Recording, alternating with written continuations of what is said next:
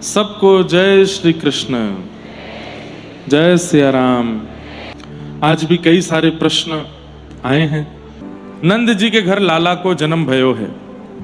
ये एक होता है प्री प्लान्ड उत्सव, एक होता है इंस्टेंट उत्सव।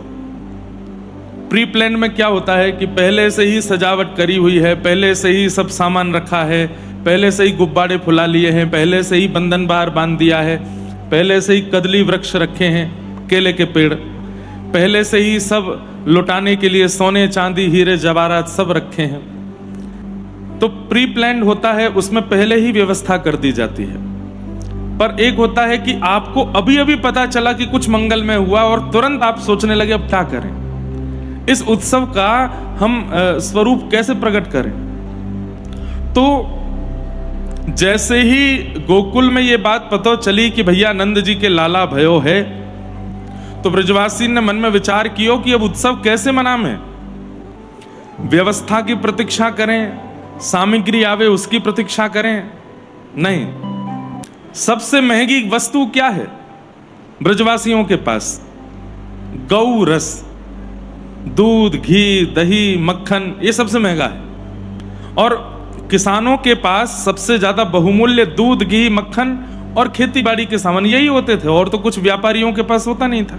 तो ब्रजवासियों को जब पता चली कि नंद जी के लाला भयो है, तो अब व्यवस्था की प्रतीक्षा नहीं कर रहे हैं कि शाम तक व्यवस्था होगी तब उत्सव मनावेंगे, कल उत्सव। इतना आनंद चित्त में हुआ कि क्या करें क्या करें, इस उत्साह को कैसे प्रकट करें।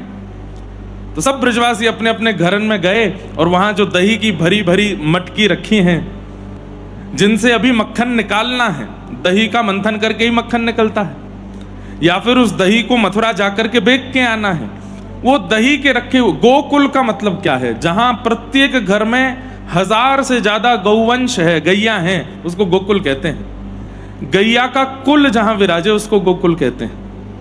तो सब ब्रजवासियों को जैसे ही पता चली कि नंद जी के लाला भयो है, कैसे उत्सव मनाएं कैसे उत्सव मनाएं, तो अपने अपने घर में गए और वहीं दही की रखी भई मटकी उनको ले ले करके एक दूसरे पर उछालन लगे, बधाई हो नंद जी के लाला भयो है, बधाई हो। जब देखी कि ये तो कोरी दही गिर रही है, अधिकतर लोग श्वेत वस्त्र पहनते हैं, श्वेत पे श्वेत गिर रहा है, कोई विशेष फर्क पड़ नहीं रहा है। तब कोई आयो, अरे भैया या मैंने हल्दी घोलो। तब दही में हल्दी घोली गई, केसर घोला गया, चंदन घोला गया, इत्र घोला गया। ये इंस्टेंट उत्सव है। और दही में खूब सारा केसर, घी आदि ये सब मिला करके अब लोगों पर उछाल रहे हैं। एक बात याद रखिएगा, जिन ब्रजवासियों के यहां दही नहीं था वो क्या कर रहे थे? बोले वो यमुना जल ले लेकर के मटकियों में और उनमें केसर आदि मिला मिला करके वो उछाल रहे थे। और मानो जैसे दही का सरोवर प्रकट हो गया हो गोकुल में। इतनी दही उछाली गई, इतनी दही उछाली गई कि घुटने घुटने तक दही दही है चारों ओर। और सब ब्रजवासी बस नाच रहे हैं, गा रहे हैं, उछल रहे हैं, कूद रहे हैं, एक दूसरे को लिटा रहे हैं और बस एक ही बात करें, बधाई हो हमारे नंद जी के लाला भयो है, बधाई हो। हम आप सब लोग तो 5000 वर्ष पूर्व हुए उत्सव की एक बिंदु भी नहीं करते होंगे। हम तो अभी तक अपनी कथाओं में 10-12 बार दधी काना कर चुके हैं। जो मंच होता है, मंच पे ही इतनी दही होती है, फिर वहां से एक पंडित जी को पकड़ेंगे, लटा करके उनको रिपटाएंगे, वो फिसलते हुए वहां जाएंगे, फिर वहां से उनको रिपटाएंगे इधर। वो क्या हो रहा है? बोले नंद घर आनंद भयो, जय कन्हैया लाल की। आनंद का मतलब क्या होता है? जो व्यवस्थाओं से सुख प्रकट किया जाए वो सुख होता है। जो व्यवस्थाओं से उत्सव प्रकट किया जाए वो सुख होता है। लेकिन जो अव्यवस्थाओं से प्रसन्नता प्रकट की जाती है उसको आनंद कहते हैं। अभी आप राह चलते के ऊपर रंग डाल दो, गुस्सा हो जाएगा, ए तूने कैसे डाल दिया। लेकिन वही उत्सव में आ जाए, कितने महंगे वस्त्र पहन के आया, कितने महंगे गहने पहन के आया, कितना बढ़िया श्रृंगार करके आया, लेकिन कल सब पे दही पड़ रही थी और कोई बुरा नहीं मान रहा है। 2-4 माताएं बहनें तो मुंह खोल के बैठी, मुंह में डालो, हमारे मुंह में ही फेंक दो दही। अरे मैंने की खट्टो दही, ऊपर से हल्दी मिल रही है, मुंह कस्से लो है जाए। वो ये पावे वाली वस्तु नहीं है, ये तो अपने ऊपर छिड़काओ। और एक बात कहें, जाके वस्त्र पर सबसे ज्यादा दही पड़ी हो, कल उन बिंदुओं को गिन लेना, उन बिंदुओं के अनुसार इतने पाप आपके जीवन के कल नष्ट है गए। ठाकुर जी का 5000 वर्ष पहले जो उत्सव हुआ था वो कैसा था? बोले घुटने घुटने तक तो दही दही है पूरे गोकुल में। और तभी ब्रजवासी सब नंद बाबा को लेकर के आए और अपने पटके एक दूसरे से एक बांध करके नंद बाबा को बीच में खड़े होके उनके पेट पर पटके लिपटा के कुछ ब्रजवासी उधर कुछ ब्रजवासी इधर और ऐसे मंथन कर रहे हैं। बीच में नंद बाबा जैसे कोई मटकी का मंथन करते हैं तो बीच की जो मथानी होती है, ऐसे नंद बाबा मथानी बन करके इधर उधर घूम रहे हैं और सब ब्रजवासी नाच रहे हैं, गा रहे हैं। बोले बाबा आप तो बधाई चाहिए, लाला भयो है, 80 बरस बाद लाला भयो है। नंद बाबा सबको लुटा रहे हैं। अच्छा एक बात, ठाकुर जी जब मिल जाएंगे तो क्या होगा? ठाकुर जी जब मिल जाएंगे तो लुटाने का ही मन करेगा। अरे भाई तू ये ले, ये भी ले जा, अरे तू ये ले, ये भी ले जा, ये ले, ये इसको भी निकाल के ले जा, अरे नहीं निकल, काट के निकालो उसको, लेकर दाओ, दान करो। ठाकुर जी जब तक जीवन में नहीं आते तब तक ये मेरा है, ये भी मेरा है, ये भी मेरा है, ये भी मेरा है, सब मेरा है। लेकिन जैसे ही ठाकुर जी आ जाते हैं, ये भी चला जाए, ये भी चला जाए, सब कुछ बांट दो, कुछ नहीं रखना अपने पास। अरे जब श्याम सुंदर धन मिल गए हो तो अब और किसी की क्या आवश्यकता है हमको? इसलिए ये बात याद रखिएगा कि अगर ठाकुर जी जीवन में आ गए तो संग्रह की स्थिति खत्म हो जाएगी आपकी। लुटावन लगोगे, बांटन लगोगे, दूसरों को देने लगोगे। अभी लेने की इच्छा होती है, अभी संग्रह की इच्छा होती है, अभी इकट्ठा करने की इच्छा होती है, अभी अपना विस्तार करने की इच्छा होती है, बढ़ाने की इच्छा होती है। लेकिन ठाकुर जी जीवन में आएंगे तो सब देने की इच्छा होगी, घटाने की इच्छा होगी, लुटाने की इच्छा होगी। एक से नहीं, दोनों हाथ से लुटाओगे। कोई नहीं है ऐसा भक्त जिसने ठाकुर जी को प्राप्त करने के बाद संग्रह किया हो। ठाकुर जी को प्राप्त करने के बाद तो लुटाया ही है। नंद बाबा लुटा रहे हैं। तो पहली स्थिति, जीवन में ठाकुर जी आ गए हैं या आने वाले हैं तो संग्रह नहीं करोगे, लुटाओगे, बांटोगे, दूसरों को दोगे। चाहे वो धन है, चाहे वो अन्न है, चाहे वो वस्त्र है और चाहे वो आपका ज्ञान है, सद्भाव है। एक बात बताएं, व्यास मंच पर बैठा हुआ व्यास यदि लोभी है, उसके अंदर भी एक लोभ है धन का, ऐश्वर्य का, तो कहीं ना कहीं उस व्यास की वाणी में भी कृष्ण प्रेम नहीं छलकेगा। विद्वत्पूर्ण वाणी हो सकती है, लच्छेदार वाणी हो सकती है, एक से एक अद्भुत शब्दों का प्रयोग हो सकता है, अच्छे से अच्छे स्वर में गायन हो सकता है, अच्छा सा अच्छा श्रृंगार और वस्त्र का पहनना हो सकता है, लेकिन उसकी वाणी से श्रोता के चित्त में कृष्ण भक्ति प्रकट नहीं होगी। क्यों? क्योंकि उसके अंदर अभी संग्रह की इच्छा है।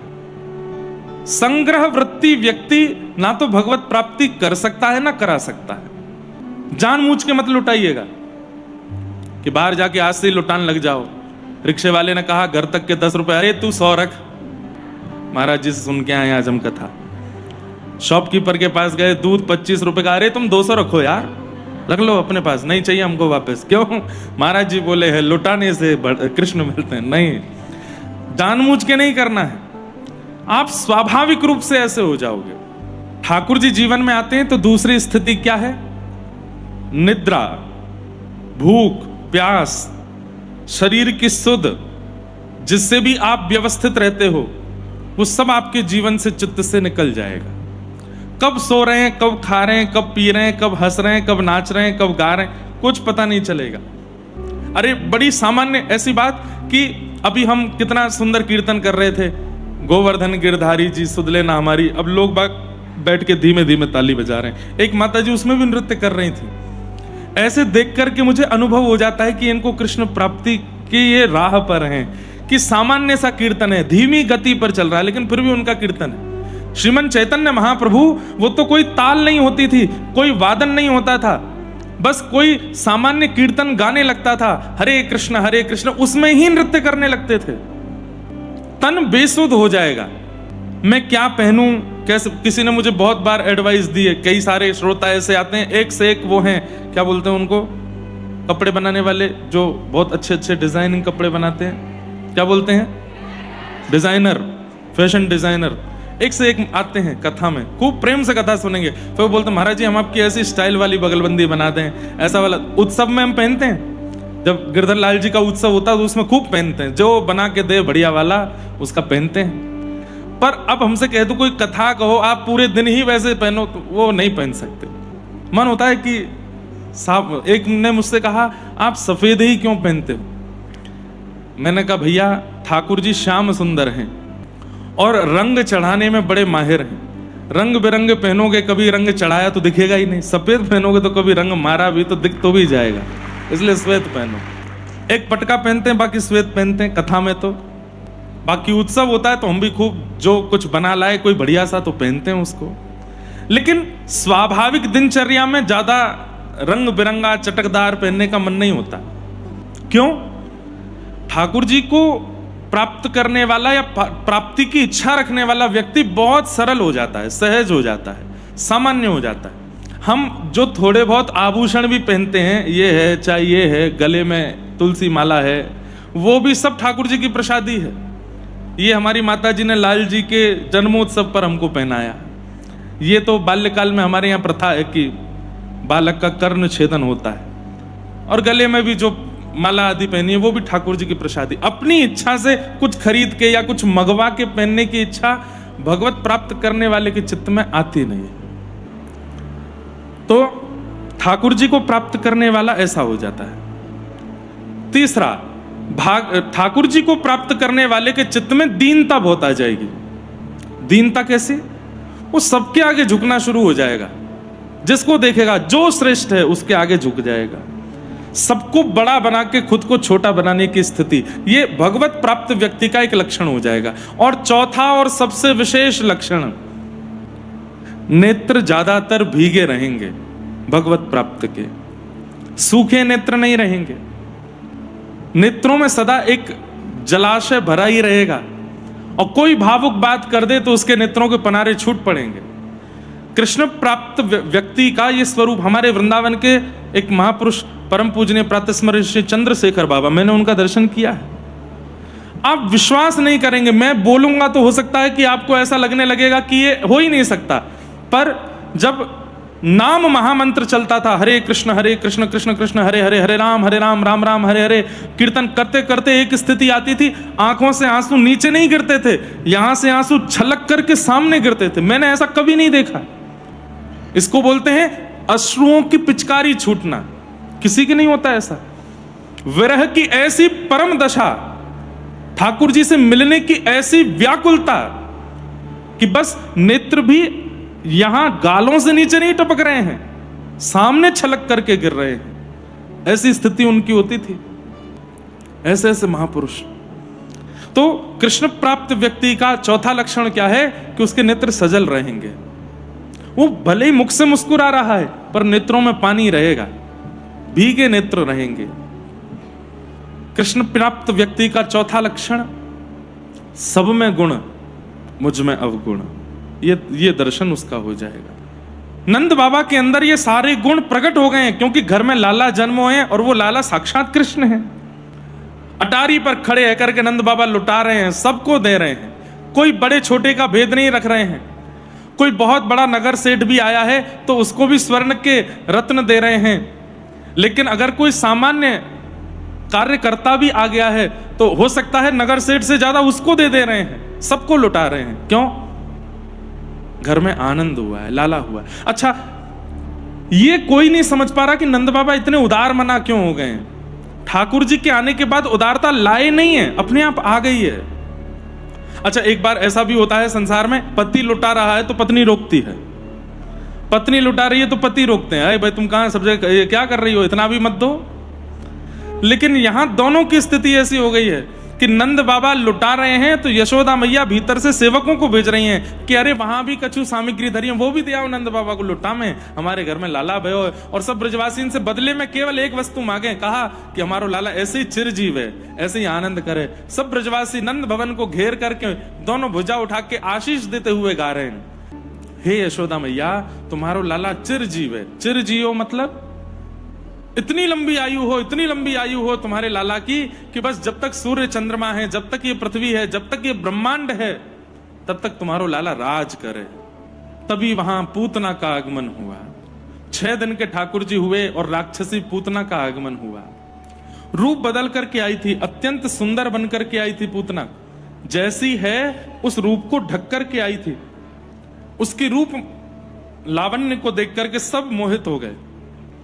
नंद घन आनंद भयो जय कन्हैया लाल की सब उत्सव मना रहे थे, लेकिन जैसे ही पूतना का आगमन हुआ सब उसको देखने लगे। अरे देख कितनी सुंदर, कितनी सुंदर। सब उसके रूप की झांकी की, उसके नेत्रों की, नासिका की, श्रृंगार की चर्चा करने लगे। एक दो ब्रजवासी तो क्या बोल पड़े पता है? अरे कछु तुम मानो चाहे मत मानो, हमने तो नंद जी को लाला देखो और लाला देख करके ऐसा लगो कि नारायण घर में आयो है। लेकिन भैया आज यह युवती को आते देख हमारे मन में ये विश्वास है गयो है वो नारायण है। और उनको दर्शन करके देखो लक्ष्मी आई है, इतनी सुंदर बनके, इतनी सुंदर लग रही थी पूतना। सब मोहित हो गए पूतना पर। बंधुओं, मैं कथाओं में कहा करता हूं कि भक्ति जीवन में आवेगी तो भक्ति के बाद जो सबसे पहला विघ्न आएगा वो पूतना का आएगा। पूतना का मतलब क्या है? पूत यानी कि पवित्र, ना माने कि नहीं, अपवित्रता। आपके जीवन में भजन है, आपके जीवन में भक्ति है, आपके जीवन में ठाकुर जी का प्रेम है, उसके बाद अपवित्रता से बचिएगा। अब मुझे पता है अपवित्रता के रूप में आपने क्या सोचा होगा। अब अपवित्रता के रूप में आपने झूठा कूटा या फिर शौच आदि की सामग्री, उन सबको आपने अपवित्र सुना समझा होगा ना। भजन जीवन में आने के बाद अपवित्रता क्या है? दूसरे में दोष देखना, ये अपवित्रता है। इस अपवित्रता से बचिएगा। दूसरे में दोष देखना, किसी से ईर्ष्या करना, किसी के प्रति छल करना, कपट करना, द्वेष करना, अभिनिवेश करना, ये सारी अपवित्रताएं हैं। भक्ति जीवन में आने के बाद इनको एंट्री नहीं देनी है आपको। आप तिलक लगाते हैं, माला जपते हैं, कंठी पहनते हैं और फिर किसी से ईर्ष्या कर रहे हैं। उतार दीजिए माला, उतार दीजिए कंठी, उतार दीजिए तिलक। अधिकार नहीं है इसका आपको। आपके चित्त में ईर्ष्या है। और यदि नाम जप करने के बाद भी, कथा सुनने के बाद भी, कृष्ण प्रेम में आने के बाद भी आप इन सब से नहीं बच पा रहे हैं, तो इसका मतलब है कि आपके ऊपर पूतना का आक्रमण हो चुका है। पूतना से बचिए। पूतना आई। अच्छा, कई बार भक्तों के अंदर एक चीज और आ जाती है। क्या? वो भक्ति में भी प्रतिस्पर्धा करने लगते हैं। जैसे किसी ने कहा आप रोज कथा सुनने जाती हो? बोले हाँ। अरे हमारी गली की एक आंटी है वो भी जाती हैं। बोले हाँ, मेरे बगल में ही तो बैठती हैं वो। पूरी कथा में जो है बस डिस्टर्ब ही करती रहती हैं। मैं तो बिल्कुल एकटक होकर कथा सुनती हूँ। वो कभी ऐसे बैठ, कभी ऐसे छिड़ती हैं, कभी ऐसे बोलती हैं, कभी सो जाती हैं। वो तो कथा में बहुत डिस्टर्ब करती हैं। आपने दोष देखा ना, यही पूतना है। नहीं देखना है। आपने खुद को श्रेष्ठ बता दिया और उसको अश्रेष्ठ बताया, यही पूतना है। आप वहां भजन करने आए थे, कथा सुनने आए थे कि दूसरे का दोष देखने आए थे कि वो क्या कर रहा है? वो जो करे करने दो। वो सोवे, वो खावे, वो फोन चलावे, वो लेटे, वो पड़ जाए। आप अपने लिए आए हैं, आप अपने पर ध्यान दो, उसके लिए नहीं। ये सब पूतना के स्वरूप हैं। यहां कथा सुनने आए और उसमें भी हमने 4 दोष देख लिए। उसमें भी ऐसे पूतना के अनेक स्वरूप हैं, सबको ध्यान से सुनिएगा। पूतना का दूसरा स्वरूप क्या है?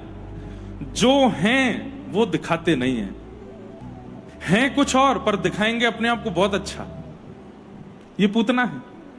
पूतना राक्षसी है, पूतना क्रूर है, पूतना कुरूपणी है, पूतना बालग्नि है। लेकिन दिखा क्या रही है? अत्यंत सौम्य हूं, अत्यंत सुंदर हूं, बड़े घर की बहू हूं, बहुत अच्छी हूं। ऐसा सबके मन में एक गलत भावना, धारणा बैठा रही है। ये पूतना है। आप कहोगे महाराज जी तो क्या गलत है? तो गलत ही दिखा मैं सबको कि हाँ हम गलत हैं। गलत दिखाओ मत, पर उसको छुपाओ भी तो मत। कई लोग इसको बगुला भगती कहते हैं। बगुला भगत का नाम सुना है? बचपन में हम लोग हिंदी के क्लास में पढ़ते थे। एक बगुला भगत था। वो क्या करता है? बगुला जाकर के नदी में खड़ा हो जाता है, एक पैर पर खड़ा रहता है, दूसरा पैर ऊपर कर लेता है।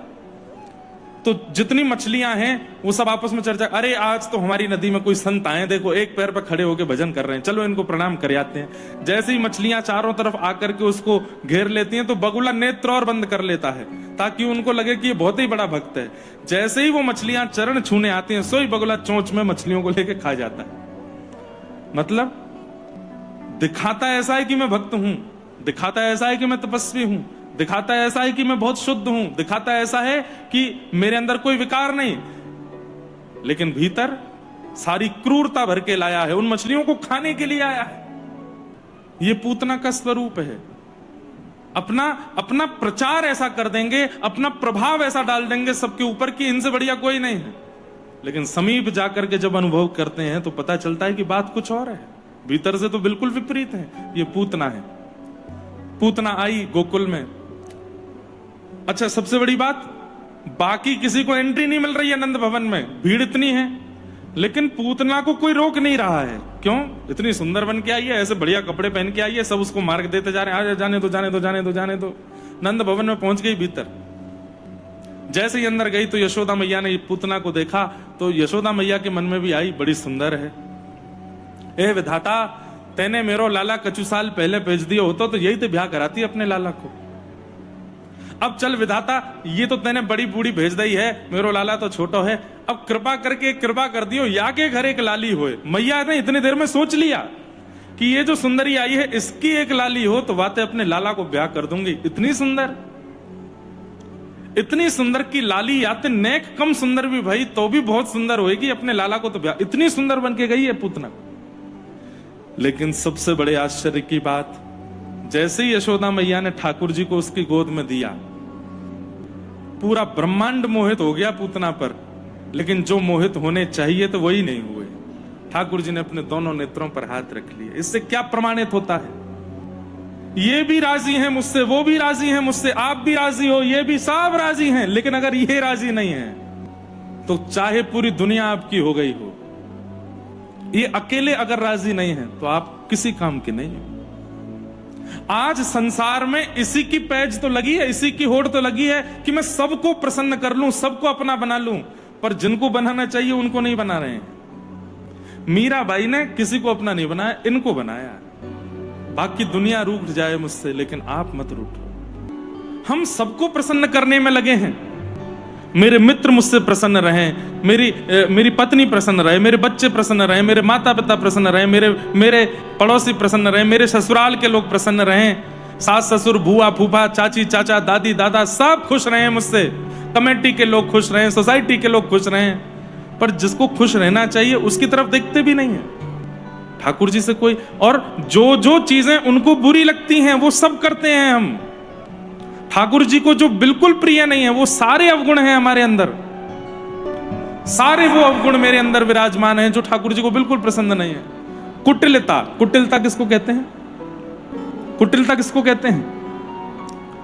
किसी व्यक्ति ने अपराध किया लेकिन अपराध से भी ज्यादा उसको दंड दिया, इसको कुटिलता कहते हैं। और कुटिलता का एक रूप और है कि अपराधी जब सामने था, वो व्यक्ति जब सामने था तब तो उसको हृदय लगाया, तब तो उसको बहुत प्रेम किया, तब तो उसको वो, लेकिन पीठ पीछे उसके बारे में बहुत बुरा बोला।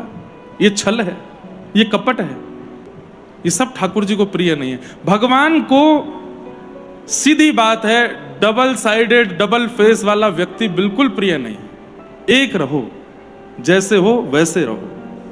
ये बार बार अपना स्वभाव विचार स्वरूप शक्ल बदला मत करो, सामने एक रहो। पूतना आई अति सुंदर बनके, भगवान ने उसकी तरफ देखा भी नहीं, आंख मूंद ली अपनी। 6 दिन के ठाकुर जी ने नेत्र बंद कर लिए। पूतना ने अपना पयोदर भगवान के मुख में दिया, भगवान ने उसके विष को पिया, दुग्ध को पिया, पुण्यों को पिया, पापों को पिया।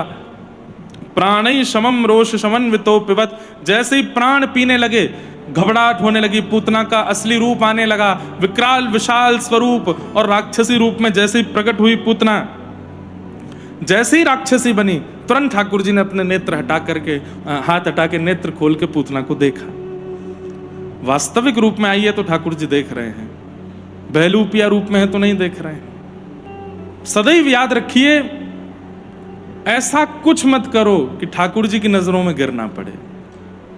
और ठाकुर जी की नजरों में कौन गिरता है, सुन लीजिए हमसे। सबसे पहला, स्त्रियों का अपराध करने वाला व्यक्ति, जो माताओं का सम्मान नहीं करता, बहनों का सम्मान नहीं करता, बेटियों का सम्मान नहीं करता, ठाकुर जी को वो प्रिय नहीं। यत्र नार्यस्तु पूज्यन्ते रमन्ते तत्र देवता। हमारे शास्त्रों ने आज्ञा की, नारी का सम्मान है, नारी के प्रति भावना है, नारी के प्रति सम्मान है, तो उस घर में ठाकुर जी सेवा स्वीकार करते हैं, नहीं तो उस घर में, जिस घर में नारी का सम्मान नहीं, वहां ठाकुर जी सेवा स्वीकार नहीं करते। तो सबसे पहला, दुर्योधन दुशासन महाभारत युद्ध में मारे गए, इतनी बड़ी सेना होते हुए भी मारे गए, भीष्म पितामह के पक्ष में होते हुए भी मारे गए। क्यों? द्रौपदी का चीरहरण किया था इन्होंने। ठाकुर जी अंतिम दिन भी इसी बात पर बलराम जी से एक भगवान का थोड़ा सा एक संवाद हुआ था, वो इस कथा में मैंने सुनाया नहीं। बलराम जी से ठाकुर जी बोल पड़े।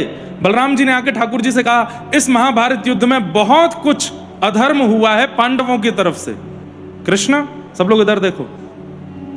बलराम जी कह रहे हैं, कन्हैया, पांडवों के द्वारा बहुत कुछ अधर्म हुआ है महाभारत युद्ध में। जहां साक्षात धर्म स्वरूप कृष्ण खड़े हैं, वहां पांडवों की हिम्मत कैसे हो गई अधर्म करने की? ये महाभारत युद्ध में पांडवों का विजय होना, ये न्याय का विजय नहीं है, ये तो जबरदस्ती जिताया है तैने लाला। तो आज ठाकुर जी बोल पड़े। ठाकुर जी बोले, अच्छा भैया, इन पांडवों ने अधर्म किया है महाभारत युद्ध में? बोले हाँ। और जो भरी सभा में द्रौपदी का चीरहरण हो रहा था, तब दुर्योधन दुशासन अधर्म नहीं कर रहे थे? उस दिन आप बोलने के लिए नहीं आए वहां पर? अरे दुर्योधन तो आपका शिष्य है, दुर्योधन को गदा चलाना बलराम जी ने सिखाया था, दुर्योधन तो आपका शिष्य है। यही ज्ञान उपदेश जो आज आप मुझे कर रहे हैं, ये आपने उस दिन दुर्योधन को क्यों नहीं किया? अरे वो अबला नारी रो रही थी, भीख मांग रही थी कि मेरी इज्जत को बचाइए, सबके आगे हाथ जोड़ रही थी, भीष्म पितामह के आगे हाथ जोड़े, अपने 5 पतियों को लाचार रूप में देख रही थी, कृपाचार्य, द्रोणाचार्य, सबकी ओर देखा उसने, किसी ने रक्षा नहीं की। हमारी बहन है बलराम जी वो। और सबसे बड़ी बात, जिस समय चीरहरण हो रहा था उस समय वो रजस्वला अवस्था में थी, उसका स्पर्श नहीं हो सकता था। उस समय ये लोग उसका चीरहरण कर रहे थे। और आज इन्हीं लोगों को जब मार दिया गया महाभारत युद्ध में, तो ऐसे पापियों को मारने वालों के लिए आप कह रहे हो कि इन्होंने अधर्म किया? स्त्री रक्षा में महाभारत हो गया, स्त्री रक्षा में राम रावण युद्ध हो गया। जब स्त्रियों का अपमान किया जाता है तो ठाकुर जी के नेत्र लाल पड़ जाते हैं, उनको वो प्रिय नहीं लगता है। आप कहेंगे महाराज जी कोई स्त्री क्रूर है, कोई स्त्री बहुत ज्यादा मतलब स्वभाव से विचित्र है, तो क्या करें? चुपचाप चले जाओ वहां से, मत कहिए कुछ भी। थोड़ा बहुत अलग तरीके से समझाने का प्रयास करो, न्याय का रूप ले लो, न्यायपालिका के द्वारा उसको समझाने का प्रयास करो। पर हाथापाई करना, उससे डिबेट करना, गाली गलौज करना, ये स्त्रियों के लिए नहीं है। और दूसरे तरीके ढूंढ लीजिए, ठाकुर जी को वो प्रिय नहीं। दूसरा, भगवान को अप्रिय लगता है वैष्णव अपराध। किसी भक्त का, किसी ब्राह्मण का, किसी भगवत भजन करने वाले का आप अपराध करो, वो ठाकुर जी को प्रिय नहीं। वैष्णव अपराध ठाकुर जी को प्रिय नहीं। तीसरा, बालकों के प्रति दुर्भाव। बाल घाती जब कोई हो जाता है, बालकों से दुर्व्यवहार करने वाला होता है, जो अबोध हैं उनके प्रति दुर्भावना रखने वाला, उनको भी ठाकुर जी प्रेम नहीं करते। ये मुख्य कुछ 3 कारण हैं। और चौथा, गौ के प्रति जानवर बुद्धि रखने वाला, उसके प्रति सेवा या प्रेम का भावना रखने वाला, उसको भी ठाकुर जी प्रेम नहीं करते। इसलिए भैया कभी ऐसे ये क्रियाएं मत कीजिए जिससे ठाकुर जी अपनी नजर मूंद लें आपसे। वो काम मत कीजिएगा जिससे ठाकुर जी नाराज हो जाए। क्योंकि दुनिया भले ही आपकी हो जाए, ठाकुर जी अगर आपके नहीं हुए। महाभारत युद्ध में एक बहुत सुंदर प्रसंग आता है। कर्ण अपने रथ पर बैठा था और यह नियम था कि जब तक कर्ण के पास कुंडल और कवच हैं तब तक कर्ण को महाभारत युद्ध में नहीं मारा जा सकता। उसी समय इंद्र ब्राह्मण का रूप धारण करके महाभारत युद्ध के बीच में आकर के कहता है, कर्ण मुझे भिक्षा दो। और दानवीर कर्ण है, सब दान कर देता है, जो मांग ले वो दे देता है। कर्ण ने कहा, क्या चाहिए मांगिए, और तुम्हारे कवच कुंडल दो। कर्ण हंसने लगा और हंस करके अपने कुंडल उतारने लगा। उस समय कर्ण के सारथी ने कर्ण से कहा, ये क्या कर रहे हैं आप नहीं जानते हैं कि जब तक ये कवच कुंडल है तब तक ही आप हो, ये देते ही आपका वध करने का पूरा षड्यंत्र रचाएंगे पांडव। मैं अपने दान देने से पीछे नहीं हट सकता। कर्ण ने कहा। तो सारथी बोलता है, दान दीजिएगा, मैं मना नहीं करता हूं, पर यह कह दीजिए कि अभी महाभारत युद्ध चल रहा है, युद्ध के बाद दान कर दूंगा, कुंडल भी दे दूंगा, कवच भी दे दूंगा, युद्ध में बीच में मत दीजिए। बहुत समझाया, बहुत कहा, लेकिन अंत में कर्ण ने जो एक बात कही है ना, बस उससे सब स्पष्ट हो जाता है। कर्ण क्या कहता है अपने सारथी को, इतना क्यों समझा रहे हो मुझे? क्यों कह रहे हो कि तुम कुंडल मत दो, कवच मत दो, ये मत करो? अरे मैं चाहता हूं कि आप जीवित रहो। तब अपने सारथी को अपने बगल में खड़ा करके कर्ण इशारा करके कहता है, मेरा युद्ध मानवों से चल रहा हो तो मैं जीतने की योजना बनाऊं। अर्जुन के रथ के सारथी को देखो, मेरा युद्ध तो ईश्वर से चल रहा है, ईश्वर से मैं कैसे जीतूंगा? मुझसे मानव रूठा हो तो मैं युद्ध करूं ना, मुझसे तो ईश्वर रूठा बैठा है। मेरे विपक्ष में साक्षात कृष्ण खड़े हैं, चाहे मैं 1000 कवच पहन लूं तो भी नहीं बचूंगा। और उस समय कर्ण अपने कवच कुंडल उतार के इंद्र को दान कर देता है और उसी के बाद कर्ण की मृत्यु होती है। ठाकुर जी कभी विरोध में ना चले जाएं भैया, इसके लिए ध्यान रखो, वो हमारे पक्ष में रहें बस। और कभी कोई गलती ऐसी हो गई कि लगता है कि ठाकुर जी चले गए, तो फिर उसके बाद पुनः नहीं करेंगे ये संकल्प लेके ठाकुर जी को विश्वास दिलाओ, हम नहीं करेंगे दोबारा ऐसा, नाथ गलती हो गई, हमारे पक्ष में आ जाओ। और इसके प्रति जो दंड देना हो ठाकुर जी आप दे दो, हम स्वीकार है। बस ये 2 बातें ठाकुर जी से कह दो, शायद ठाकुर जी दोबारा पक्ष में आ जाएं। इसलिए भैया ठाकुर जी को अपनी साइड रखो, कहीं वो विपक्ष में चले गए ना, सारे ग्रह नक्षत्र उथल पुथल हो जाएंगे। हम आपको डरा नहीं रहे हैं ठाकुर जी से, हम आपको प्रेम करवा रहे हैं ठाकुर जी से। डरिए मत, उनसे प्रेम कर लीजिए, प्रीति कर लीजिए, स्नेह कर लीजिए। सदा ठाकुर जी के रहो, वो कभी हमसे नाराज ना हो जाएं, इसका बहुत ध्यान रखा करो। क्योंकि ठाकुर जी जब नाराज होते हैं ना तो सब विपरीत हो जाता है, कोई आपके अनुकूल नहीं रहता है। तो बस वो नाराज ना हो, और वो नाराज बड़ी छोटी छोटी बातों पे नहीं होते हैं। उनकी नाराजगी का एक बहुत बड़ा कारण होता है, वो ऐसे ही नाराज नहीं हो जाते किसी से भी। बस वैष्णव अपराध, स्त्री अपराध, बाल अपराध, गौ अपराध, इनसे बचो बस।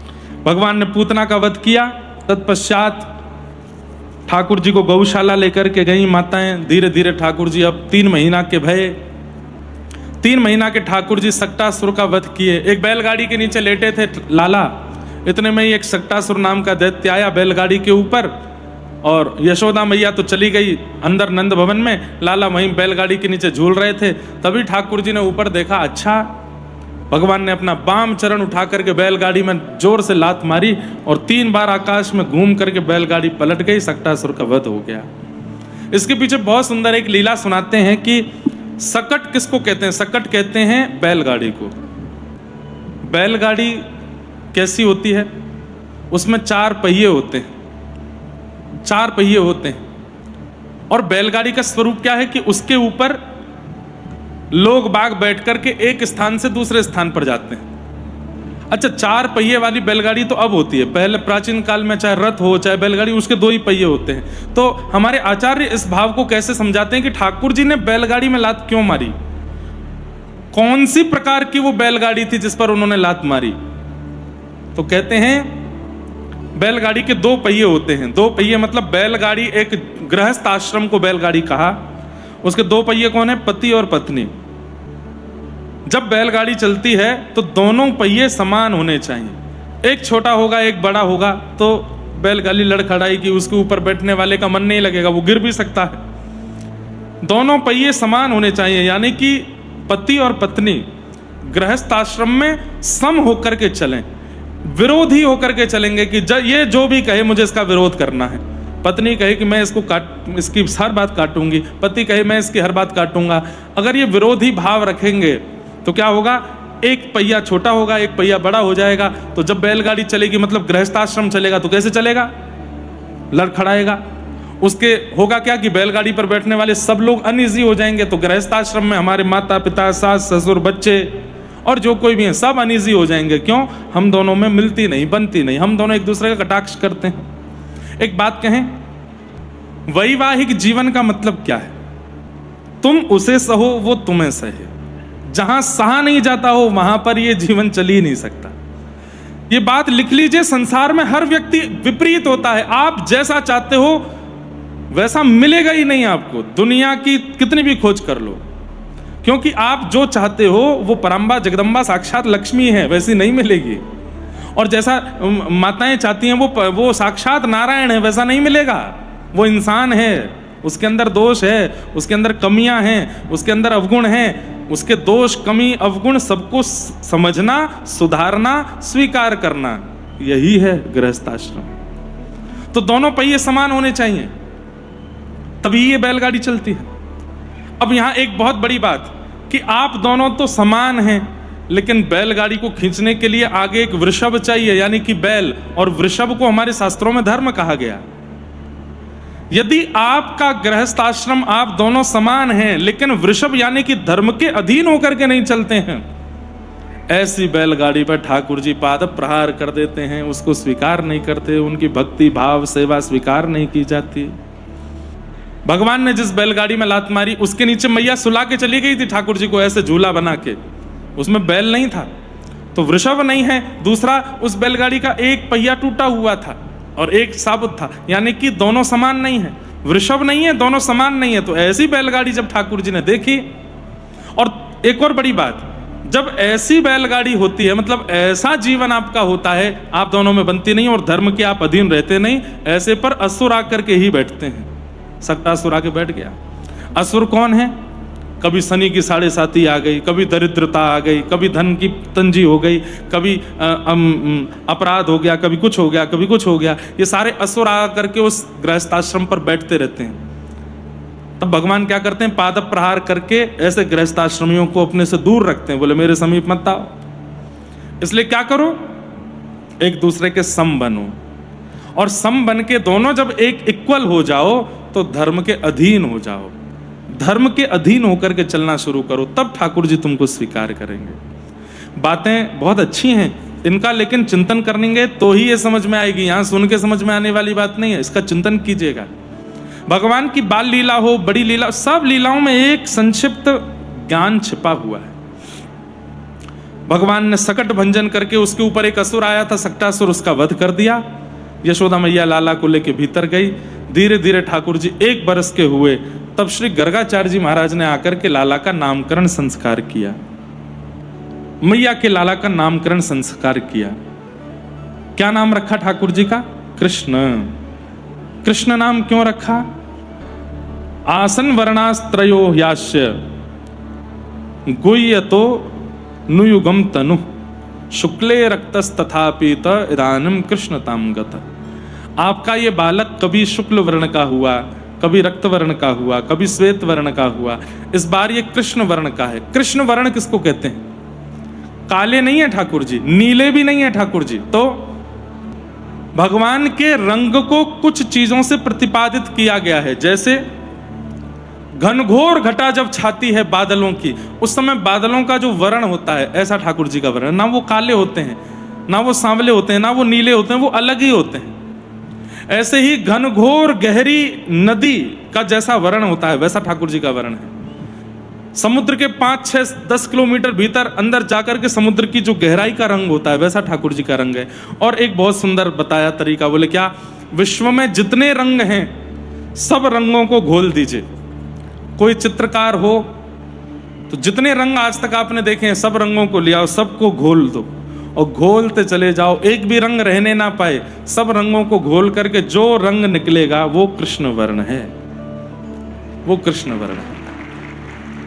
मतलब ना तो ठाकुर जी नीले हैं, ना पीले हैं, ना काले हैं, ना हरे हैं, ना लाल हैं, ना सफेद हैं, जितने रंग हैं सब बोलने लगे लाल जी हमको भी स्वीकार करो, इस बार हमारे वर्ण में जन्म ले लो। लाल बोला आज लाल लाल हो जाओ, सफेद बोला इस बार लाल जी गोरे बन के जाओ, कोई कहा कुछ, कोई ठाकुर जी सबरे आ जाओ, कृष्ण बन गए। इदानीम कृष्णताम गतः, जो सब रंग से युक्त है, सब भावों से युक्त है, सब गुणों से युक्त है, वो कृष्ण है।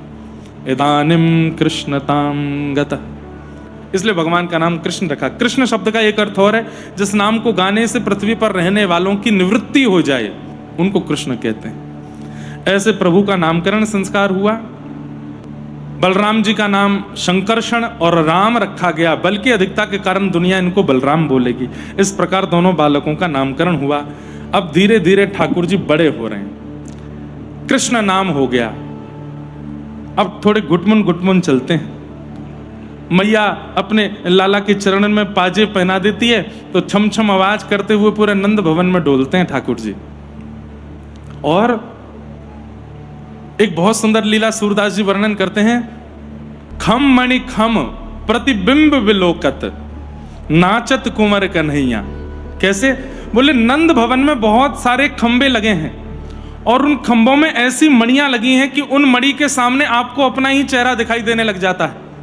तो लाला घुटमुन चल के जामे और जैसे ही खंभ के सामने पहुंचे और खंभ में जाके जैसे ही ठाकुर जी अपना प्रतिबिंब देखते हैं उस मणि में, सो ठाकुर जी अपने ही प्रतिबिंब की नाक पकड़ते हैं, फिर आंख पकड़ते हैं, फिर गाल पकड़ते हैं और किलकिल करके हंसते हैं, फिर उस मणि को पकड़ के खड़े हो जाते हैं, मानो जैसे ठाकुर जी को पता नहीं है कि ये मैं ही हूं। फिर उससे बात करते हैं, बोलना नहीं आता तो आओ आओ आओ करके उससे बात करते हैं। फिर वो उत्तर में कुछ और कहते तो उसको हाथ दिखाते हैं, फिर उसको मारते हैं, फिर थोड़े पीछे खड़े होकर के फिर नृत्य करते हैं, अपनी कभी कौंधनी दिखाते हैं, अपनी पाजेब दिखाते हैं और दूर खड़ी यशोदा मैया देख करके बस आनंदित होती है लाला की मधुर लीलाओं को। देखो लाला कैसे लीला कर रहे है, ऐसे ठाकुर जी लीला करते हैं। यशोदा मैया पूरे दिन लाला को गोदी में लेकर के कहे लाला बोल मैया, ठाकुर जी नहीं बोलते। फिर थोड़ी देर बाद नंद बाबा आ जाते हैं, लाओ मोह दो मैं बुलवाऊं। गोदी में लेके लाला लाला बोल बाबा, बोलो बाबा। तो ठाकुर जी हंस जाते हैं, बाबा नहीं बोलते। फिर दाऊ दादा आते हैं, मोह दो लाला को गोदी में लेके, लाला बोल दादा, बोल भैया। ठाकुर जी नहीं बोलते। पूरे दिन यशोदा मैया बैठी रही, लाला तो बोले ही ना है, बड़ो है तो जारो है, अब कब बोलेगो, अरे विधाता मेरो लाला कब बोलेगो। नंद बाबा, यशोदा मैया, दाऊ दादा, रोहिणी मैया सब समझावे, लाला नहीं बोले। इतने में ही गौशाला की एक गैया ठाकुर जी के आगे आ गई और वह गैया को देख के छोटे से ठाकुर जी बोल पड़े गैया। और जैसे ही बोले गैया, यशोदा मैया बोली लाला तेने कहा बोली, अरे मेरे लाला ने कहा बोली। जैसे मैया ने गोद में उठाए तो मैया को देख के बोल गए मैया। मानो ठाकुर जी अभी तक इसलिए नहीं बोल रहे थे, बोले सबसे पहला शब्द मेरे मुख से प्रकट होगा गैया, गाय का। अब तो नंद बाबा आए सुन के, लाला ने अभी मैया बोली। जैसे नंद बाबा ने गोद में लिए तो बाबा की गोद में जाते बिना बुलवाए बोल पड़े बाबा। अब तो बाबा भी बोले, मैया भी बोले, दाऊ दादा की गोद में जाके बोल गए दादा। अब तो सब ब्रजवासी इकट्ठे गए, ढोल नगाड़े बज रहे हैं, सब उत्सव मना रहे हैं। अरे नंद जी को लाला बोलन लगो है, सूरदास प्रभु या छवि ऊपर बार बार बल जैया। ठाकुर जी की बलैया ले रहे हैं सूरदास जी, कितने मधुर लग रहे हैं ठाकुर जी। मैया बोल रहे हैं, बाबा बोल रहे हैं, दादा बोल रहे हैं, गैया बोल रहे हैं। अब यशोदा मैया लाला की उंगली पकड़ लेवे और पकड़ करके नेक नेक चलनो सिखावे। तो धीमे धीमे अपने चरण रखते हैं ठाकुर जी उतरनो सीख रहे हैं, चलनो सीख रहे हैं। फिर थोड़ी देर बाद मैया ऐसे उंगली हटा देती है तो ठाकुर जी ऐसे भुजा ऊपर करके थोड़ी दूर तक चलते हैं और फिर धम्म से गिरते हैं, फिर उठते हैं, फिर चलते हैं, फिर धम्म से गिरते हैं। थोड़े थोड़े ठाकुर जी अब चलने लगे। जैसे ही चाल चलने लगे तो मैया ने ऐसी सुंदर पाजेब पहनाई है कि वहां में से ऐसी सुंदर धुनी निकले कि ठाकुर जी बार बार अपने चरण पीटते हैं जमीन पे और उससे निकलने वाली धुनी को सुन के खुद खुश होते हैं और उसी पर नृत्य करते हैं। भगवान खूब ऊधम मचाने लगे हैं। कभी गैयाओं के सींग पे झूला झूलते हैं, कभी अग्नि से खेलते हैं, कभी बछड़ा बछियाओं के दांत गिनते हैं, गैयाओं के बालकों के मुंह खोल के उनके दांत गिनते हैं और फिर जोर जोर से रोते हैं, मैया इन बालकन के इतने दांत आए गए, मेरे दांत क्यों नहीं आए हैं। श्रृंग अग्नि डिम्ष्टि जल, कभी जल में क्रीड़ा करते हैं, नंद बाबा को घेर देते हैं, दाऊ दादा को घेर देते हैं। कभी कभी मैया को भी जल भरने जाती हैं तो उनको भी घेर देते हैं। श्रृंग अग्नि डिम्ष्टि जल द्विजकंटकेभ्य। ब्राह्मण संतों के साथ में ठाकुर जी बड़ी लीला करते हैं, बहुत सुंदर है। संत महात्मा और ब्राह्मणों के साथ ठाकुर जी बड़ी मधुर लीला करते हैं। कैसी लीला करते हैं? ठाकुर जी का एक सखा है, उसका नाम है मधुमंगल। मधुमंगल ने ठाकुर जी के कान में एक बात बोल दी है, तब से ठाकुर जी को और कुछ नहीं सुहा रहा है। क्या? कि लाला अब तू बड़ो है गयो, अपनो ब्याह कराए ले। कितने साल के हैं ठाकुर जी? 3.5 वर्ष के हैं। और मधुमंगल जो है ये 18 वर्ष का है। 18 वर्ष का मधुमंगल है, 3.5 वर्ष के ठाकुर जी हैं और वो मित्र हैं दोनों, 18 वर्ष को और 3.5 वर्ष के। तो मधुमंगल कहा कहवे ठाकुर जी थे, लाला यही सही समय है, तू अपनो ब्याह करवाए ले। क्यों? अगर याते ऊपर गयो तो देख मैं 18 वर्ष को है गयो, अभी तक मेरो ब्याह ना भयो। 3-4 साल में अगर शादी ना होवे तो बाकी बात बहू ब्याह ना करें। सो ठाकुर जी को तो इतनी चिंता हो गई इस बात की, यशोदा मैया जा करके कहने लगे, बोले मैया अब तू मेरो ब्याह कराए दे। यशोदा मैया बोली, हैं कहा बोले? अरे लाला यहाँ पे आ। ठाकुर जी बोले, हाँ मैया। कहा कह रहे हो जी, कहां से सीख के आए हो तू? कहा ब्याह ब्याह की बात करे सवेरे सवेरे? मैया मैं तेरी मन की सब जानना हूं, अब मैं बड़ा हो गया हूं, अब तू मेरा ब्याह कर दे। मैया बोली, क्यों करेगो ब्याह? और ये कौन ने सिखाया हो तो को ब्याह? ब्याह कहा होवे तो को पता है? बोले, हाँ मैया, बहू आ जाए, जैसे नंद बाबा की बहू आप हो, ऐसी मेरी वो एक बहू आ जाएगी। अच्छा लाला, ये बात कौन ने सिखाई तो को? बोले, मुझको मधुमंगल ने बताई। मैया बोली, मधुमंगल की तो आज पूजा मैं करूंगी, ये सिखावे लाला है? 3.5 बरस के बालक को ऐसी बात सिखानी चाहिए? मैया तू बातें मत पलटे, बता मेरा ब्याह कब करावेगी? मैया बोली, लाला पहले बड़ो तो है जा। बोले, बड़ो कैसे हूं मैं? बोले, जब बालक अपने काम स्वयं करन लग जाए तो समझो बड़ो है गयो। तो को तो नवाऊं मैं, तो को तो तैयार भी मैं ही करूं, तो को तो रोटी मैं ही खवाऊं, तो को दूध भी मैं ही पिवाऊं, तेरे बालन को भी मैं ही काटूं, सब कछु मैं करूं, अभी ब्याह कैसे है जाएगा? मैया तो वही तेरे काज तो बढ़िया है, जो तू कर रही है वही बहू कर देगी, वही नवावेगी, वही पहनावेगी, वही काटेगी, वही खिलावेगी। मैया तेरे काज तो और बढ़िया, तू बड़ी बूढ़ी है गई है, एक छोटी सी बहू लिया। मैया बोली, लाला देख तू मान जा, ऐसी बात मत करे। ठाकुर जी बोले, मैया देख, रोज गोपी तो पे शिकायत करवे आमे, मैं कोई गोपी के यहाँ जाके माखन चुरा लाऊं, कोई गोपी के यहाँ जाके दही चुरा लाऊं, सबरी गोपी आके तो शिकायत करें, फिर तू मोते यूं कह करे मैया कि लाला घर में इतनो दूध घी दही सब धरो है, तू पर घर में काई को जायो करे?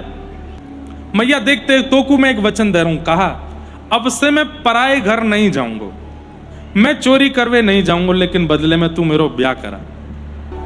अब मैं चोरी नहीं करूंगा, लेकिन मैया लेकिन मेरो ब्याह कराना पड़ेगा, तभी मैं दूसरे के घर में चोरी करना छोड़ूंगा, नहीं तो कल ते और ज्यादा चोरी करूंगा।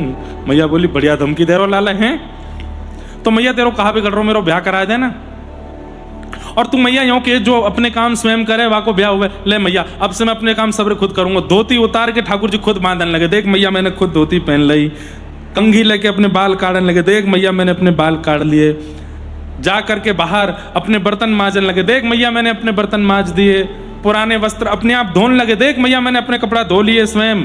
और बता कहा करके दिखाऊं, सबरे काम करने लगो। मैया अब तेरो लाला योग्य है गयो, या को ब्याह करा दे। मैया बोली, यहाँ पे आ, लेके ठाकुर जी को गोद में बैठायो।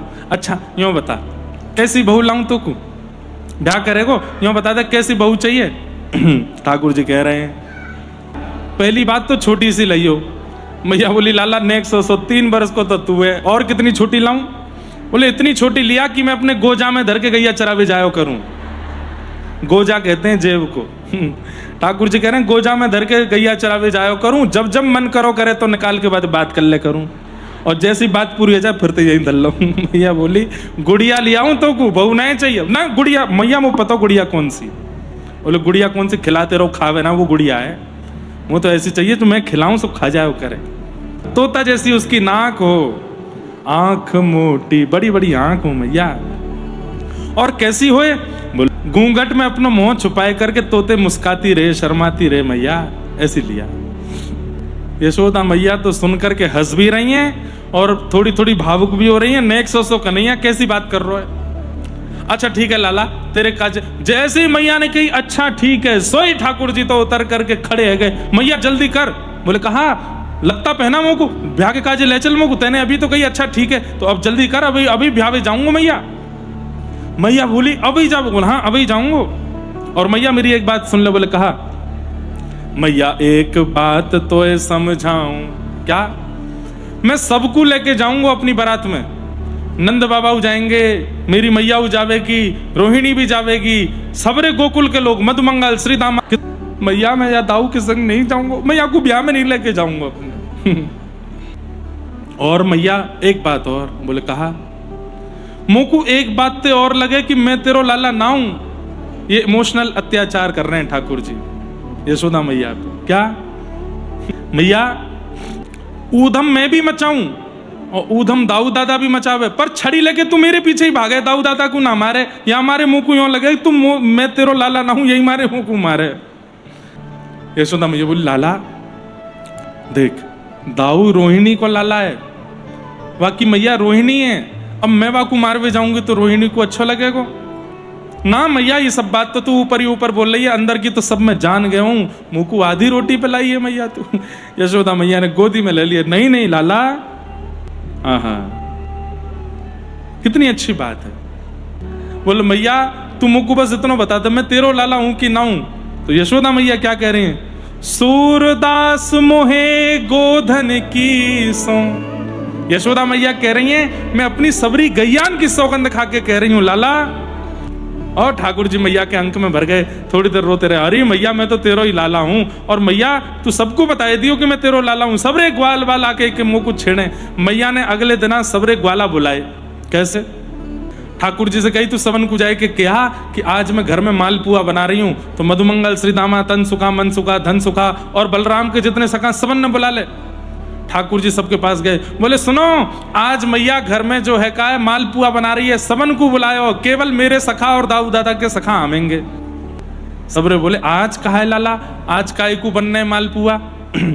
बोले सांची बात तो तुम लोग सुन के सबरे चिढ़ जाओगे मोते। बोले काय को ऐसी क्या बात है? बोले मेरो ब्याह पक्को है गयो है, सब मैया सबन को मालपुआ दे रही है, आ जाओ। सबरे ग्वाल बाल सबरे सोचने लगे अरे यार लेक्से से को हमारो ब्याह भयो नहीं, मैं 18 वर्ष को हैगो, मैं 15 वर्ष को हैगो, मैं 14 को हैगो, या 3 वर्ष के को ब्याह है रो। सब ने जाके दाऊ दादा से कि दाऊ दादा तुम्हारो पत्ता कटको, हम लोग कुआरे बैठे रह गए, नेक्स्ट सो कल को जन्मो कन्हैया को ब्याह है रो। बोले कौन ने कही? बोले यशोदा मैया पुआ बना रही है घर में।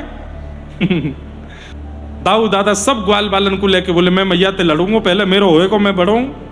घर में जैसे ही पहुंचे सबरे ग्वाल बाल जैसे नंद भवन के भीतर गए, सोई ठाकुर जी छुपे हुए खड़े। ठाकुर जी ने तुरंत दरवाजो बंद कर दियो और बंद करके अंदर से चटकनी लगाई दी। इतने में मैया छड़ी लेकर के आई और आए करके सबरे ग्वाल बाल खूब जोर दे धुने। अरे मैया कहा भयो खा तेने लाला ते यूं कही कि आए मैं आधी रोटी में लेके आई हूं।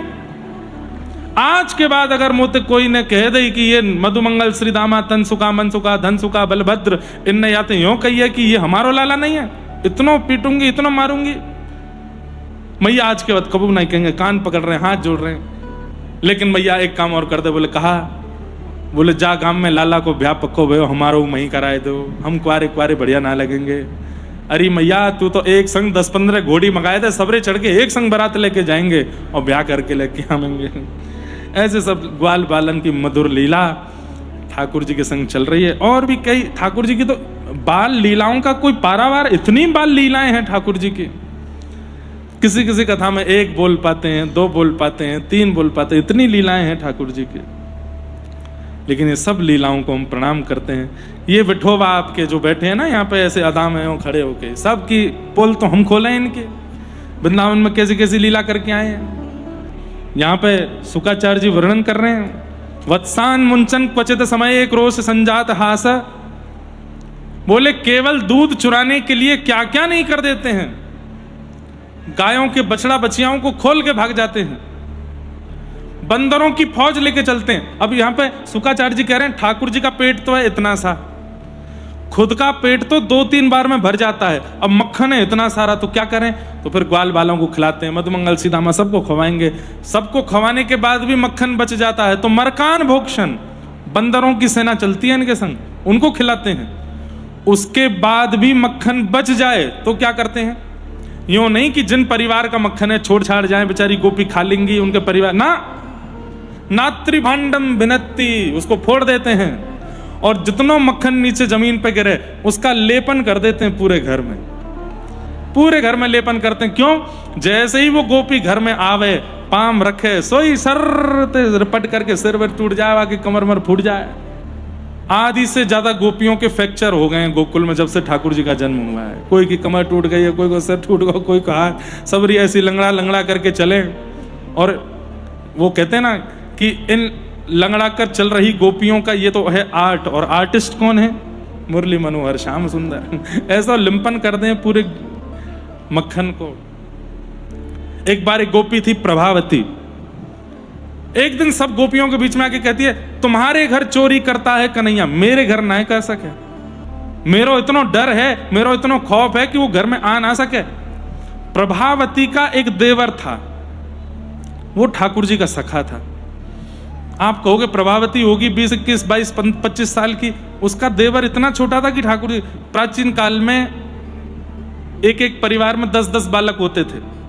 हमने ये भी सुना है कि घर के बड़े बालक का जन्म, घर के बड़े बालक का विवाह है, घर के बड़े बालक का विवाह, बड़े बालक की जो मां है उनके गर्भ में अभी बालक है। ऐसा भी पुराने समय में हुआ है कि घर के बड़े बालक का ब्याह हो रहा है और कन्यादान करने जो मां बैठी हैं वो अभी 2 महीने बाद उनके भी बालक होने वाला है। ऐसे भी, क्योंकि 10-10, 12-12, 15-15 बालक होते थे ठाकुर जी के समय पर तो। और अब प्रभावती का जो देवर है वो 4 वर्ष का है, ठाकुर जी का सखा है। प्रभावती बोली मेरे घर चोरी करके दिखाएं तो मैं बताऊं। देवर ने ये बात सुन ली, जाकर के ठाकुर जी से बोले, लाला ये हमारी भाभी आई ना प्रभावती, आज चौड़े में सबरी गोपीन के बीच में कह रही लाला मेरे घर चोरी करके दिखाए तो मैं मानूं। लाला अब तो चाहे जो है जाए, यही के घर चोरी करनी है। ठाकुर जी चलो। ठाकुर जी उसके घर गए। जैसी प्रभावती यमुना जल भरने के लिए गई, देवर ने कुछ आवाज करके ठाकुर जी को बता दिया कि घर में नहीं, आ जाओ। गए, जाके चोरी करी, खूब सारा जो मक्खन था उसके घर में लिंपन कर दिया। प्रभावती जैसे ही घर आई, रिपट करके गिर गई, हाथ पांव टूट गए। घूंघट करके गई यशोदा मैया से, जाके शिकायत करके आई, अपने लाला को समझा लो, काउदना मेरे हाथ में पड़ गए हो ना, या कारे को भूरो कर दूंगी मैं, समझे। भूरा कहते हैं गोरे को, वैसे तो हमारे यहां होली में कहते हैं कारे को लाल बनाओ, मतलब ये कारो है या कोई ऐसा रंग लगाओ कि लाल है जाए पूरो। लेकिन आज प्रभावती कह रही है मार मार के भूरो कर दूंगी, यार गोरो है जाएगो। और मैया फिर मोत मत कही हो, तू समझा ले अपने लाला है। यशोदा मैया बोली देख मेरे लाला की शिकायत मत करे, जब रंगे हाथ पकड़े कोई सबूत तेरे पास हो तो आई हो। प्रभावती बोली मेरो नाम प्रभावती नहीं, अगर रंगे हाथ तुम्हारो लाला नहीं पकड़ो तो। मैया बोली जा, जब रंगे हाथ पकड़े तब आई हो, अभी मत बोला कछु। प्रभावती चली गई। ठाकुर जी जब कभी उसके सामने से निकले, ठाकुर जी ऐसे हाथ दिखाई दे। प्रभावती बोली जिस दिन हाथ पड़ गया लाला, तू बात ना फिर नानी याद आ जाएगी। तो एक दिन प्रभावती भगवान के पीछा कर रही थी, तब देखती है कि प्रभावती का जो देवर है वो ठाकुर जी को सारी बातें बताता है घर की जाके। आज तो भाभी यूं कर रही, आज तो भाभी ने घर में यूं बनाया, आज तो यूं कर रही है, तेरे बारे में यूं कह रही लाला। प्रभावती बोली तो ये बंदर है हमारे यहां जो सबरी खबर जाके दे दे लाला है। तो एक दिन प्रभावती जोर जोर से बोल रही है ताकि उसको सुनाई दे, अरे आज तो धोरी गैया को ऐसा दूध आयो है और या को ऐसा दही जमाऊंगी और वह दही में नेक मिश्री डाल दूंगी, ऐसा मीठो मीठो दही होएगा और कल तो फिर बढ़िया चकाचक मैं पाऊंगी, अपने पति को पवाऊंगी और या देवर को नह दूंगी और कन्हैया को पता चले वहां से पहले पहले सबरो दही खत्म कर देंगे। अपने पति से बात कर रहे। अब उस देवर ने ये बात सुन ली, दौड़ करके गया कन्हैया के। कन्हैया एक बहुत जोर को षड्यंत्र है रो है। बोले कहा हमारे घर में मीठो दही जमायो जा रो है। और प्रभावती कह रही है कि तेरे मेरे हाथ ना पड़न देगी लाला, अब तो जई दही खानो है। ठाकुर जी बोले तो कल या की कमर टूट गई लेकिन या की अकल ठिकाने नहीं लगी, कल यही को बताएंगे। प्रभावती ने सुबह सुबह दही लगा करके छींके पर टांग दिया ऊपर और देवर देख रहा था। प्रभावती जानबूझ के दिखा रही थी कि ये जाए और लेके आए कन्हैया को। अब यहां प्रभावती ने नाटक किया, मटकी सिर पर रख के जमुना जल भरवे निकल गई। तो जैसे ही पीछे मुड़ के देखा तो क्या देखती है कि देवर दौड़ के जा रहा है कन्हैया को बुलाने। इतने में ये घूम के वापस घर में आ गई और मटकी धर के अंधेरे में छड़ी लेके खड़ी है गई। आन दो कन्हैया। अब ठाकुर जी को तो ये खबर मिली है कि वो जमुना जल भरवे गई है, तब तक भर के आवेगी तब तक हमें सब काम करना है। ठाकुर जी आए सब सखान के संग, भीतर जाकर के नीचे 5 वाक्य, ऊपर 4, फिर 3, फिर 2, सबसे ऊपर ठाकुर जी। और जैसे ही छींको पकड़ करके वहां में से निकाल के दही खायो, आहा कैसा मीठो दही। नीचे तो ग्वाल वाल लाला हमू खबा, ऊपर तो ठाकुर जी नीचे सबन को दे रहे हैं, सबरे ग्वाल वाल ले रहे हैं। जैसे ही ठाकुर जी बढ़िया पकड़ में आ गई, प्रेम से पान लगे, नीचे तो वो देवर बोलो जल्दी कर ले भाभी आ जाएगी। ठाकुर जी बोले हाँ बस खान दे। अरे बहुत जोर को दही है, ऐसा मीठो दही है, कहा बताऊं। इतने में ही प्रभावती डंडा लेके अंधेरे में तो निकली और नीचे वारेन में ही जाए के दियो। जैसे ही नीचे वारेन में दियो वो भागे, ऊपर वारे सबरे गिरे, ठाकुर जी लटके रह गए ऊपर ही। अब वे सब तो माथे भाज गए, अब ठाकुर जी अकेले लटके हैं ऊपर। प्रभावती खड़ी है नीचे, डंडा लेके, आ जा नीचे, तू नीचे आ, तेरी मैया बड़ी कह रही रंगे हाथ पकड़ी, आज आओ मेरी पकड़ में। और जैसे तैसे ठाकुर जी सारे ग्वाल बाल भाग गए। ठाकुर जी उचक उचक के देख रहे, कहां गए सब रे? बोले कोई नहीं है, विपदा में दुख के समय में सब भाग जाते हैं लाला, कोई संग नहीं रहता। अब तू चल मेरे संग, तेरी मैया बताऊं मैं। और हाथ पकड़ करके और कस के पकड़ के घूंघट निकाल लिया यहां तक, और पूरे गोकुल में हल्ला करती जा रही है, अरे देख लो गोकुलवासियों जी, यशोदा अपने लाला की बड़ी तरफदारी करे, आज मैंने रंगे हाथ पकड़ो है, देखो या के मुंह पे दही लगो है, हाथ पे दही लगो है, आज या की खैर नहीं, आज पूरे गोकुल में ये घोषणा करवा दूंगी कि यशोदा को लाला चोर है। ठाकुर जी बोले तो बड़ी निंदा कर रही है, नंद बाबा ने इतना नाम कमायो, हमने इतना नाम कमायो, सबरो नाम मिटाई देगी हमारो। पीछे मुड़ के ठाकुर जी देखें तो दूर सबरे ग्वाल बाल चल रहे हैं, हाथ जोड़ते हुए न तुरंत आंसू कर रहे हैं लाला को, लाला हमें क्षमा कर दे, आज तो हम तेरी मदद ना कर पाए। प्रभावती का देवर भगवान के बराबर का ही था, भगवान ने उसको इशारा किया, वो तू यहाँ पे आ। और प्रभावती लेके चल रही है ठाकुर जी को, देवर का हाथ भगवान ने पकड़ लिया और प्रभावती से बोले, भाभी जी बहुत जोर से हाथ पकड़ो, मेरा पूरा खून रुक गया हो, दूसरा हाथ पकड़ लो। तो प्रभावती चलते चलते ही छोड़ के बोलती है, ला दूसरा हाथ पकड़ा दे। तो ठाकुर जी ने अपना हाथ हटा के देवर को हाथ पकड़ाए दियो, और पकड़ाए के वहां से भाज गए। अब देवर से कहे चुपचाप चल तो चलियो, और देवर पकड़ के हाथ चल लो, प्रभावती पकड़, देख लो सबरे गोकुलवासियों, देख कन्हैया आज मेरे मेरे मेरे हाथ पड़ गए, घूंघट करके चल रही है क्रोध में प्रभावती। ठाकुर जी दूसरी गली में कूदते फांदते पहुंच गए नंद भवन पहले ही, और जाए के सीधे यशोदा मैया की गोद में कूदे। मैया, हाँ लाला, मैया ये सबरी गोपी मेरे पीछे काहे को पड़ी रहे? आए दिना मेरी शिकायत करेंगी, कभी मैंने जे चुरा लियो, कभी मैंने वो कर लियो। अरे मेरे नंद बाबा राजा ब्रजमंडल के, मैं काहे को चुराऊंगा मैया? रोज कोई कोई गोपी आ जाए मैया, मैं तो परेशान है गया हूं, काऊ दिना घर छोड़ के चलो जाऊंगा मैया मैं। अरे ना लाला, तू इन गोपी ने आंदा, इन्हें तो मैं बताऊंगी। देख मैया आज कितना बढ़िया दिन है, पर मेरो ये दिन खराब है ही जाएगा, कोई ना कोई गोपी आवेगी और मेरी शिकायत करेगी। तू चिंता मत करे लाला, तू मेरी गोद में रहे, आंधे गोपी कौन सी आवेगी। इतने में ही प्रभावती आ गई। यशोदा आजा निकर के बाहर आ, देख तेरो लाला आज मैंने रंगे हाथ पकड़ो है। अब यहाँ गोद में ठाकुर जी बैठे, यशोदा मैया कह रही है, लाला तू मेरी गोद में बाहर कौन को पकड़ के लाई है ये? मैया तू जाके देख, और सुन याकू आज तू अच्छे से बताइयो मैया। बोला हाँ मैं देखूं लाला, तू बताइयो बाहर, तू मेरे पीछे रहे। ठाकुर जी पीछे चुप गए, यशोदा मैया गई, हाँ री प्रभावती क्या बात है? देख मैया घूंघट में तेरो लाला पकड़ के लाई हूं मैं। यशोदा मैया ने, लाला देखो, ने घूंघट ऊपर करके देखियो कौन है। प्रभावती ने जैसे ही देखो वही को देवर हाथ पकड़ाए खड़ो है। प्रभावती बोली, जे तो कन्हैया, तू कहां ते आयो बंदर, भग आते। वो भाज गयो।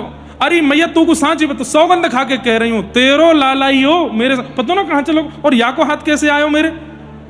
इतने में ठाकुर जी पीछे तक, भाभी जी मैं तो यहां हूं मैया के पास।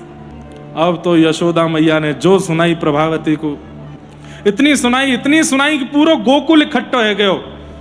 और प्रभावती रोवे सो रोवे, बोले मैया यही आयो? बोले नहीं आयो मेरो लाला, पीछे पड़ी रहे, काउदना अपने लाला को लेके गोकुल से बाहर चली जाऊंगी मैं, इतना पीछे पड़ी रहे मेरे लाला के। प्रभावती चुपचाप वहां से चली गई। ठाकुर जी को गोद में लियो यशोदा मैया ने, लाला तू बाहर मत जाए कर, ये सबरे तेरे पीछे पड़े रहे। अच्छा मैया कोई बात ना, अब मैया सुन ठीक है, अब मैंने बाहर ग्वाल बालन संग खेल आऊं। बोले हाँ जा, और गोपीन के पास मत जाइयो। ना जाऊंगा। बाहर निकल के गए, प्रभावती जा रही थी, ठाकुर जी सामने आकर के चलने लगे, और भाभी जी ठीक हो, सब आनंद? प्रभावती देख करके कुछ बोली नहीं, बोले मैं तो बस इतना बतावे आयो, आज मेरो हाथ पकड़वे की आपने कोशिश करी तो मैंने देवर को हाथ पकड़ाए दियो, कल अगर पकड़ो तो आपके पति को हाथ पकड़ाए दूंगा, नंद जी को लाला हूं मैं। प्रभावती बोली, काउदना तू मिल मोको तो मैं बताऊंगी मैं। प्रभावती जैसे ही घर पहुंची, ठाकुर जी के मन में आया कि अब प्रभावती को डांटा तो बहुत है यशोदा मैया ने, कृपा करूं। सो ठाकुर जी प्रभावती के घर पहुंच गए और जाकर के उसकी गोद में बैठ गए, उसको मना रहे हैं, कभी थोड़ी पकड़े कभी गाल पकड़े, प्रभावती के मुंह से बात मत करो। ठाकुर जी बोले एक बार देख तो सही मेरी। बोले ना देखनो तो को। ठाकुर जी सामने ठाड़े, एक बार देख ले मुकू। प्रभावती बोली नहीं देखूंगी, आंख बंद कर ले। बोले एक बार देख ले बस। जैसे ही प्रभावती ने नेत्र खोले, शंख चक्र गदा पद्म धारण करके ठाकुर जी ने मंगल में दर्शन कराए और कही, प्रभावती मैं पुरुषोत्तम परमात्मा नारायण हूं, ये ब्रजवासी को प्रेम पावे आयो हूं। मैंने इतने अवतार धारण किए, किसी अवतार में ज्ञान का प्रभाव, किसी अवतार में वैराग्य का प्रभाव, किसी अवतार में त्याग का प्रभाव, पर यह मेरा कृष्णावतार प्रेम पाने के लिए है। प्रभावती के तो नेत्र सजल, हाथ पैर कंपित होने लगे। बोले, मैं तेरे भाव से बड़ो प्रसन्न हूं, तेने मुझको बहुत स्नेह दियो, बहुत प्रेम दियो, अब तू मेरे वैकुंठ में विराज जा। और प्रभावती को उसी समय ठाकुर जी ने अपने धाम भेज दिया। और इस प्रकार कई गोपियों पर ठाकुर जी ने लीलाएं की। अद्भुत व्रज लीला बड़ी अद्भुत है ठाकुर जी की।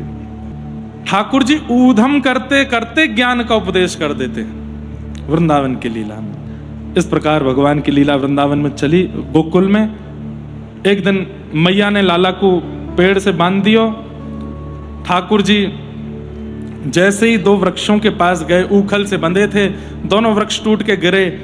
कुबेर के पुत्र नलकुवर मणिग्रीव प्रकट हुए, दोनों ने भगवान की स्तुति गाई। यशोदा मैया ने आज निर्णय लिया कि अब हम गोकुल में नहीं रहेंगे। क्यों? जिस दिन से आए हैं कोई ना कोई यहाँ पर हादसे होते हैं, कहाँ जाएं? चलो वृंदावन धाम। और सब गोकुलवासी ठाकुर जी को लेकर के एक एक कोई गोकुल में नहीं रुका, सब ठाकुर जी के साथ वृंदावन चले गए। क्योंकि इस वृंदावन की रचना किशोरी जी ने की है, श्री प्रिया जी ने इसका निर्माण किया है, इसलिए ठाकुर जी को बहुत प्रिय है वृंदावन। वृंदावन आकर के ठाकुर जी इतने प्रसन्नता में रहने लगे। वहां आकर के ठाकुर जी ने अनेक लीलाएं की।